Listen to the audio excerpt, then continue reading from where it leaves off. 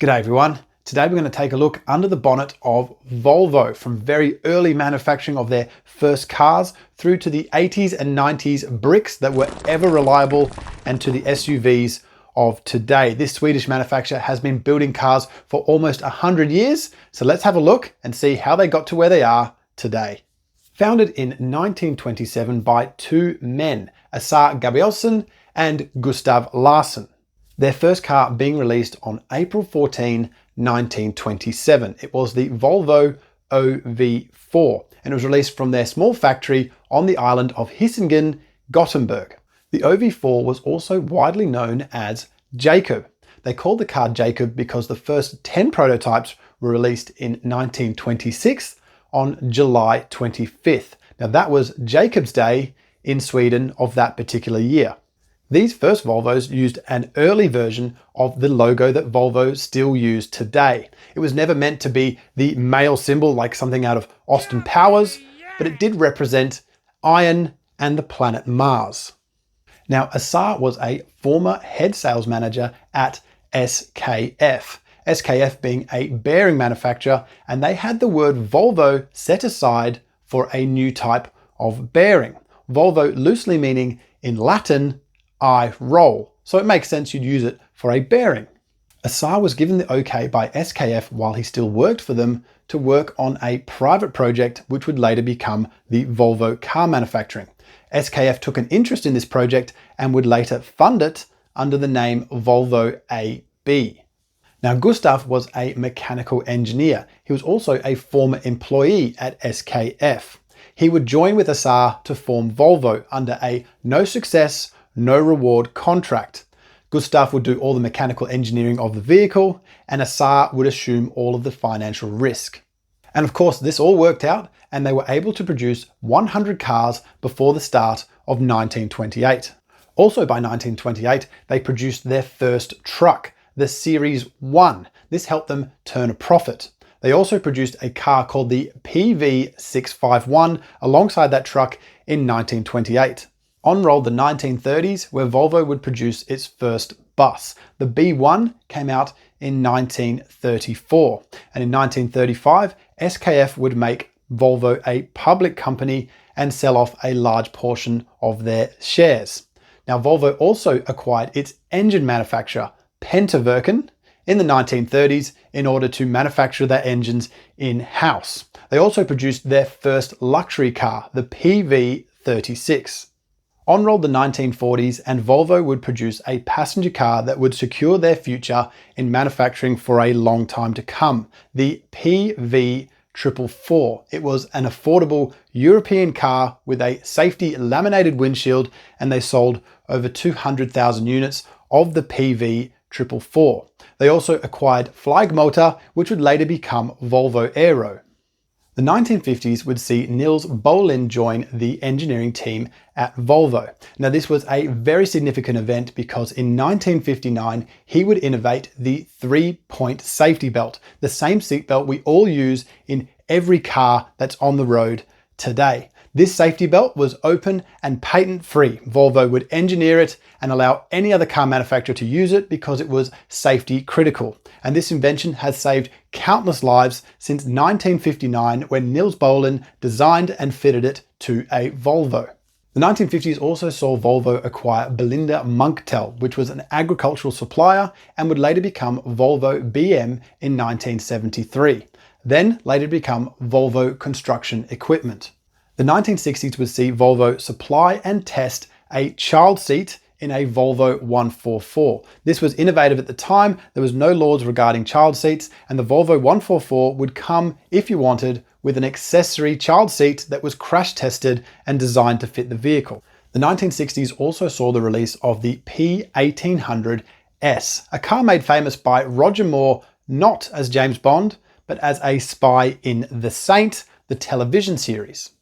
The P1800 also holds the world record for the most amount of miles on a vehicle, sitting at 3.2 million miles traveled. The 1970s would see a failed merger with very close rival Saab. Volvo eventually later in the 1970s getting in bed with Renault, and Renault holding a stake of Volvo at that particular time.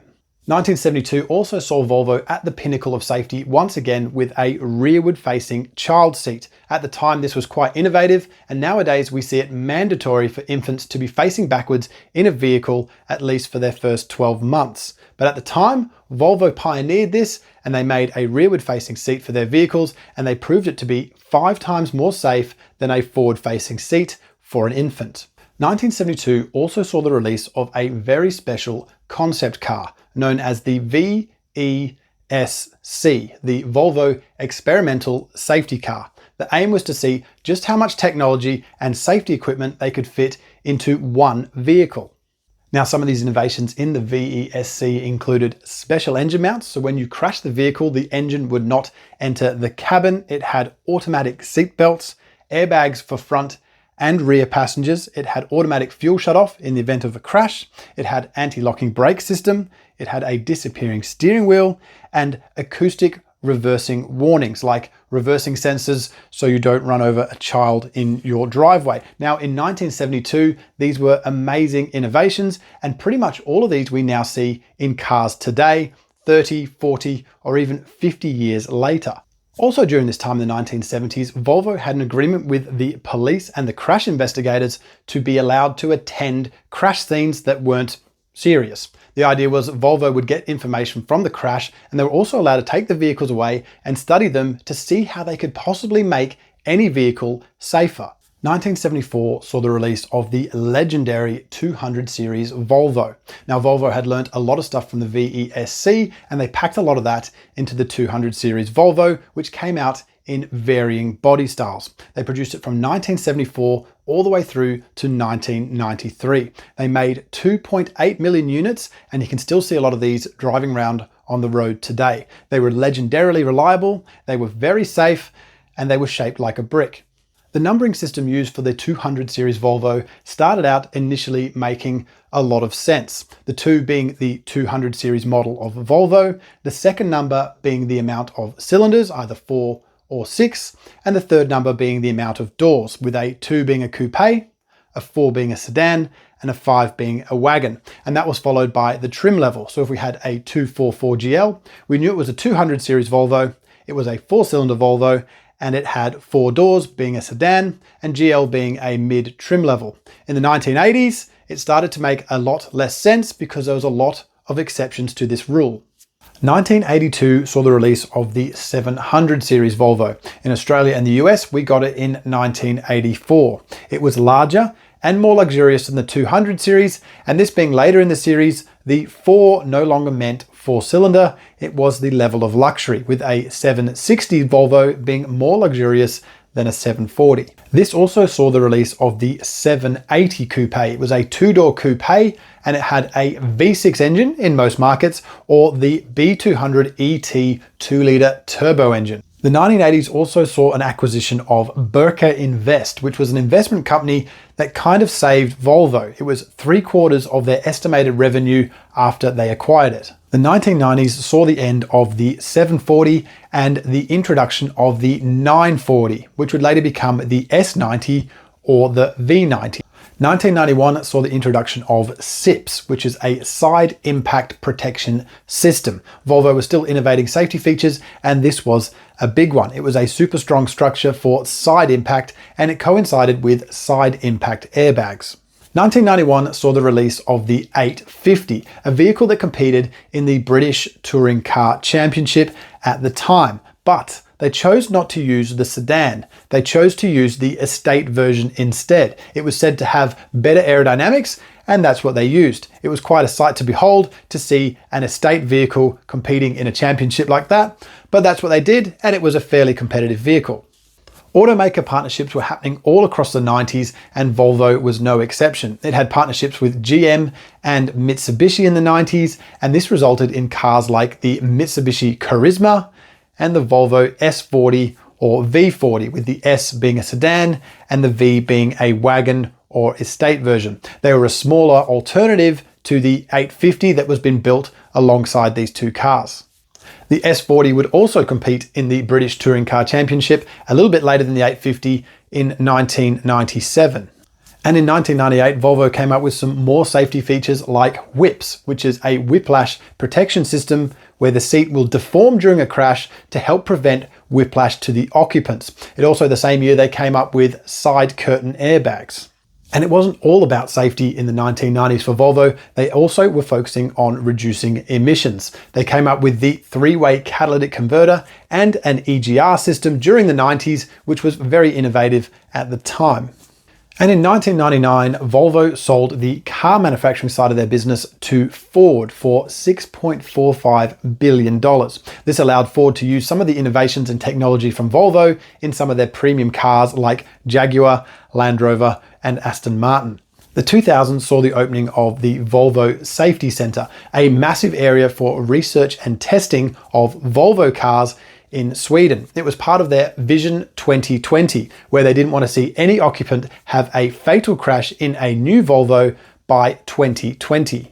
With the rising popularity of SUVs in the early 2000s, Volvo started innovating a lot of new safety features related to the size of that car. Their tendency to roll over was a problem, so they invented a rollover protection system for their vehicles alongside electronic stability control and better restraints for people when a vehicle like that was to roll over. In 2003, we saw the use of blind spot information technology, something that most modern cars now have in their mirrors. Volvo were doing that more than 20 years ago. Having sold off the car side of their business to Ford in the late 90s, Volvo started focusing on the heavy auto industry instead. They acquired Renault Vehicles Industrials and they renamed it to Renault Trucks. Volvo also acquired 13% of Nissan Diesel. They would later become a majority shareholder and take over that company as well.